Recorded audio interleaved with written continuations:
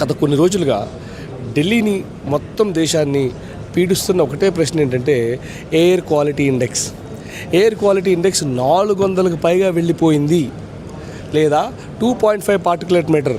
దాన్ని ఉండవలసినటువంటి క్రమము 10 మిల్లీగ్రామ్స్ పర్ క్యూబిక్ మీటర్ అయితే ఢిల్లీలో 200 మిల్లీగ్రామ్స్ పర్ క్యూబిక్ మీటర్ ఉంది. పెట్టుకున్న ఎయిర్ ఫిల్టర్స్, ప్యూరిఫైయర్స్ అన్నీ కూడా చాలా డస్ట్ అవుతున్నాయి. ఇవన్నీ ఎందుకు అంటే కాలుష్యం. అయితే ఈ కాలుష్యం ఉంది కదా అని మనం డెవలప్మెంట్ ఆపేయగలమా అంటే ఆపలేము. మరి ఏం చేయగలము అంటే ఈ కాలుష్యానికి 30% కంట్రిబ్యూట్ చేసేది ఏంటి అంటే ట్రాన్స్పోర్ట్. సో ఒకవేళ ట్రాన్స్పోర్ట్ సెక్టర్ని మనం డీజిల్ డిపెండెన్సీ నుంచి గ్రీన్ ఎలక్ట్రిక్ వెహికల్గా మార్చగలిగితే 30% పొల్యూషన్ మనము. రెండోది, ఈ విధంగా చేయడం ద్వారా ఈ ఎలక్ట్రిక్ వెహికల్కి సంబంధించినటువంటి ఈకోసిస్టమ్ ఏదైతే ఉందో అది ఇండియాలో డెవలప్ చేయడం అవుతాము.